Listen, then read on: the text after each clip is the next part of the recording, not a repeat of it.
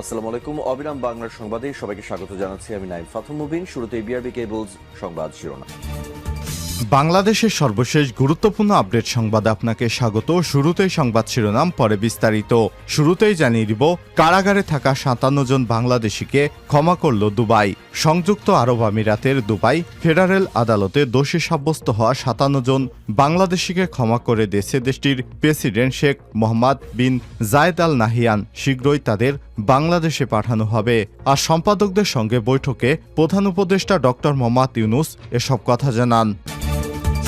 এরপর জানিয়ে দিব, ইবি ছাত্রলীগ কর্মীকে গণধোলাই। হল থেকে জিনিসপত্র নিয়ে যাওয়ার সময় গণধোলায় শিকার হয়েছেন ইসলামী বিশ্ববিদ্যালয়ের ইবি শাখা ছাত্রলীগ কর্মী জাকি হোসেন। এবারে জানাবো, সেই বর্বরচিত হত্যাকাণ্ডের শেষমেশ মামলা নিল পুলিশ। গণ অভ্যুত্থানকালে পুলিশের যেসব বর্বরতা পাষণ্ডকে কাঁদিয়েছে এর অন্যতম সাভারের ইয়ামিন হত্যা। রাজধানীর military institute of science and technology MISTর এই শিক্ষার্থী গত 18 জুলাই দুপুরে সাভারে গুলিবিদ্ধ হওয়ার পর জীবিত ছিলেন। পুলিশ গুলিবিদ্ধ অবস্থায় তাকে শাহজাহানের উপর থেকে রাস্তার উপর ফেলে দেয়। এরপর আরেকজন পুলিশ রাস্তা দিয়ে ইয়ামিনকে টেনে হিস্টে রাস্তার ডিভাইডারের ওই পারে উঁচু করে তারপর ফেলে দেয়। এ অবস্থায় ইয়ামিন ঘন্টার পর ঘন্টা রাস্তার উপর পড়েছিল। সেখানেই গুলিবিদ্ধ ইয়ামিনের মৃত্যু হয়। সঠিক সময় ইয়ামিনকে হাসপাতালে নিলে তিনি হয়তো বেঁচে যেতে পারতেন। আর এ বিষয়ে পুলিশ এই নির্মম হত্যাকাণ্ড ঘটিয়েছিল। দীর্ঘদিন পর পুলিশ সেই হত্যাকাণ্ডের মামলাটি নিল।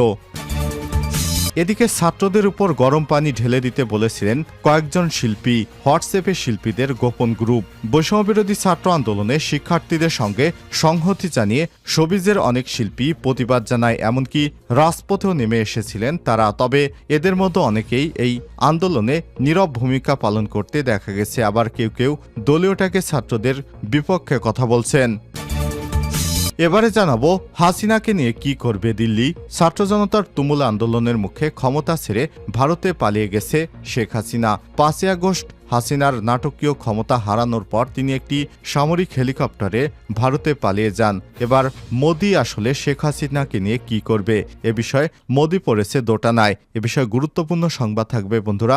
সম্পূর্ণ সংবাদটি জানতে ভিডিওটি না টেনে দেখতে থাকুন। এবং সর্বশেষ জানিয়ে দেব, বুধবার থেকে যৌথ বাহিনীর অভিযান শুরু। স্বরাষ্ট্র উপদেষ্টা। অন্তর্বর্তীকালীন সরকারের স্বরাষ্ট্র উপদেষ্টা লেফটেন্যান্ট জেনারেল অবসরপ্রাপ্ত মোহাম্মদ জাহাঙ্গীর আলম চৌধুরী জানিয়েছেন, যৌথ বাহিনীর অপারেশন বুধবার 4 সেপ্টেম্বর রাত 12টা থেকে শুরু হবে। মঙ্গলবার সচিবালয় স্বরাষ্ট্র মন্ত্রণালয়ের সভাকক্ষে আইন শৃঙ্খলা বাহিনীর বৈঠক শেষে এসব কথা বলেন তিনি। প্রিয় দর্শক, এতক্ষণ শুনছিলেন সংবাদ শিরোনাম, এবারে বিস্তারিত। তবে তার আগে বন্ধুরা অনুরোধ থাকবে, এই সংবাদটিতে একটি লাইক দিন। এই চ্যানেলে আপনি নতুন হয়ে থাকলে আমাদের সংবাদটি দেখতে দেখতে চ্যানেলটি সাবস্ক্রাইব করে রাখুন। কমেন্ট করে আপনার মূল্যবান মতামত জানিয়ে দিন বন্ধুরা, আপনি বিশ্বের কোন দেশ থেকে বা বাংলাদেশের কোন স্থান থেকে আমাদের সংবাদটি দেখছেন এবং শুনছেন। এবারে বিস্তারিত। কারাগারে থাকা ৫৭ জন বাংলাদেশিকে ক্ষমা করল দুবাই। সংযুক্ত আরব আমিরাতে ছাত্র আন্দোলনের সময় বাংলাদেশিরা মিছিল করেছিলেন। সে সময় ৫৭ জন বাংলাদেশিকে গ্রেপ্তার করেছিল দুবাই প্রশাসন। তাদেরকে বিভিন্ন মেয়াদে কারাদণ্ডে দণ্ডিত করা হয়েছিল। এদের মধ্যে কারো কারো 10 বছরও কারাদণ্ড দেওয়া হয়েছিল। তবে তাদেরকে ডক্টর মোহাম্মদ ইউনুসের নেতৃত্বাধীন সরকার থেকে উকিল নিয়োগ করা হয়েছিল তাদেরকে ছাড়াতে। সর্বশেষ সেই বাংলাদেশি ৫৭ জনকে ওই দেশের সরকার মুক্ত করেছে। উল্লেখ্য, সংযুক্ত আরব আমিরাতে যে কোনো ধরনের বিক্ষোভ অবৈধ, কারণ সেখানেও একরকম অবৈধ সরকার ক্ষমতায় বসে আছে। সেখানে যে কোনো ধরনের বিক্ষোভ মিছিলের বিরুদ্ধে সবসময় কঠোর অবস্থানে থাকা দেশটি বাংলাদেশি বিক্ষোভকারীদের বিরুদ্ধে দাঙ্গায় উস্কানি এবং জড়ো হওয়ার অপরাধে মামলা করা হয়েছিল। অভিযুক্তদের অন্তত 3 জনকে যাবজ্জীবন, 53 জনকে 10 বছর এবং 11 জনকে 11 বছরের কারাদণ্ড দেওয়া হয়েছিল। আমিরাতের রাষ্ট্রীয় সংবাদ মাধ্যম WMA জানায়, কারাদণ্ড ভোগের পর তাদের নিজ দেশে প্রত্যাবাসন করা হবে। কিন্তু ডক্টর মোহাম্মদ ইউনুসের সরকারের কারণে এই লোকগুলি খুব শীঘ্রই মুক্ত হলেন।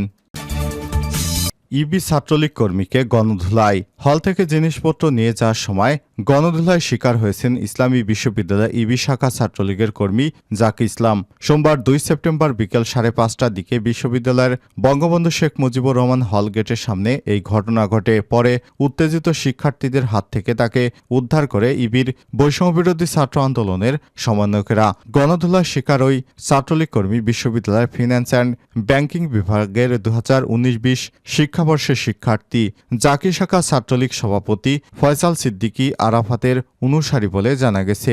আওয়ামী লীগ সরকারের আমলে জাকিকে শাখা ছাত্রলীগের বিভিন্ন কর্মকাণ্ডে সম্পৃক্ত হতে দেখা যেত। প্রত্যক্ষদর্শী সূত্র থেকে জানা যায়, আওয়ামী লীগ সরকারের পতনের পরে এই প্রথম ক্যাম্পাসে প্রবেশ করেন জাকি। তার নিজের এবং একই হলের অন্য ব্লকের আরও 2 ছাত্রলীগ নেতার জিনিসপত্র নিতে ক্যাম্পাসে আসেন তিনি। যাবতীয় জিনিসপত্র পিকআপ ভ্যানে উঠিয়ে বের হওয়ার সময় শিক্ষার্থীদের সঙ্গে তার বাকবিতণ্ডা হয়। এক পর্যায়ে শিক্ষার্থীরা তার উপর চড়াও হলে তিনি আতঙ্কিত হয়ে বঙ্গবন্ধু হলগেট থেকে দৌড়ে পুকুর পার হয়ে ক্রিকেট মাঠের দিকে দৌড়ে যায়। এ সময় বিপরীত পাশ থেকে শিক্ষার্থীদের আরেকটি গ্রুপ তাকে ধরে ফেলে।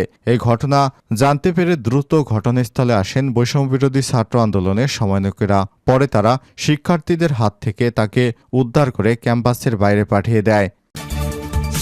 সেই বর্বরচিত হত্যাকাণ্ডে শেষমেশ মামলা নিল পুলিশ। গণঅভ্যুত্থানকালে পুলিশের যেসব কর্মকর্তারা পাষণ্ডকেও কাঁদিয়েছেন এমন অন্যতম সাভারের ইয়ামিন হত্যা। রাজধানীর military institute of science and technology MISTর শিক্ষার্থী গত 18 জুলাই দুপুরে সাভারে গুলিবিদ্ধ হওয়ার পর জীবিত ছিলেন। পুলিশ গুলিবিদ্ধ অবস্থায় তাকে শাহজাহানের উপর থেকে ফেলে দেয়, এরপর শুয়ে মহড়া দেয়। সে সময় ধারণা করা মর্মস্পর্শী ভিডিও থেকে দেখা যায়, আহত অবস্থায় শাহজাহানের উপর থেকে তাকে সড়কে ফেলে দেয় পোশাক পরিহিত এক পুলিশ সদস্য। তখনও জোরে শ্বাস নিচ্ছিলেন ইয়ামিন। তার একটি পা লেগেছিল শাহজাহানের চাকার সঙ্গে। এতে বিরক্ত পুলিশ সদস্য গাড়ি থেকে নেমে আহত ইয়ামিনকে পিচঢালা সড়কের উপর টেনে হিঁচড়ে সরিয়ে দেয়। তখন নড়ছিল এই তরুণের শরীর, কিন্তু পুলিশ তাকে হাসপাতালে না নিয়ে প্রায় 4 ফুট উঁচু বিভাজকের উপর দিয়ে রাস্তার মধ্য মেন সড়কের উপর উপরের দিক থেকে ফিকে ফেলে দেয়। তখনও বিক্ষোভকারীদের উপর গুলি করছিল পুলিশের সদস্যরা। ভিডিওটিতে ইয়ামিনকে বর্বরতম উপায়ে হত্যার দৃশ্য সারা দুনিয়াতে ছড়িয়ে পড়ে, কিন্তু এরপরও মামলা হয়নি। শেখ হাসিনা পতনের পর তাকে এবং ঊর্ধ্বতন কর্মকর্তা সহ সেই সময়ে সাভারের দায়িত্বে থাকা পুলিশ সদস্যদের আসামি করে গত 25 আগস্ট ঢাকার আদালতে মামলা করেন ইয়ামিনের মামা আব্দুল আল মুনকাদির রোকন। আদালতের এজাহার গ্রহণের নির্দেশ দেয় সাভার থানাকে। এর 8 দিন পর পুলিশ মামলাটি নথিভুক্ত করেছে। ইয়ামিনের পরিবার জানিয়েছে, স্থানীয় পুলিশ সদস্যরা বাসায় এসে অনুরোধ করেছিলেন তাদের আসামির তালিকা থেকে বাদ দিতে। শেখ হাসিনা সহ স্থানীয় আওয়ামী লীগ নেতাকর্মীদেরকে আসামি করতে বলে তারা। সাভারের ব্যাংকটাউন মহল্লায় থাকে ইয়ামিনের পরিবার। তার বাবা মোহাম্মদ মহিউদ্দিন সমকালকে বলেছেন, গত সপ্তাহে আমাদের বাসায় পুলিশ এসেছিলেন কয়েকজন। তারা বলে তারা সহযোগিতা করতে চায়, কিভাবে এজাহার করতে হবে বলল। ওরা একটা এজাহারের খসড়া দিতে চেয়েছিল, তাতে দেখা গেল সব আসামি রাজনৈতিক নেতাদের নাম, পুলিশের কোনো নাম নেই। মামলার বাদী রোকন সমকালকে বলেছেন, পুলিশ যে খসড়া দিয়েছে তা আমাদের পছন্দ হয়নি, কারণ তারা খসড়া এজাহার থেকে তাদের অফিসারদের নাম বাদ দিয়েছিল। গত 18 জুলাই কোটা সংস্কারের দাবিতে বেলা 11টার দিকে সাভারের এনাম মেডিকেল কলেজ হাসপাতাল সহ আশপাশের বিভিন্ন শিক্ষা প্রতিষ্ঠানের শিক্ষার্থীরা ঢাকা আরিচা মহাসড়ক অবরোধ করে বিক্ষোভ শুরু করে। পরে পুলিশ মুহুর্মুহু টিয়ারশেল এবং রাবার বুলেট আন্দোলনকারীরা ছত্রভঙ্গ হয়ে যান। প্রত্যক্ষদর্শীরা জানায়, পুলিশ এবং বিজিবির সঙ্গে হেলমেট পরে অস্ত্রসহ অবস্থান নেয় আওয়ামী লীগ এবং এর অঙ্গ সংগঠনের কয়েকশো নেতাকর্মী। কয়েকজনের হাতে পিস্তল, শটগান। উপজেলা চেয়ারম্যান মঞ্জুরুল আলম রাজীব, ছাত্রলীগ সভাপতি আতিকুর রহমান আতিককেও দেখা যায় অস্ত্র হাতে।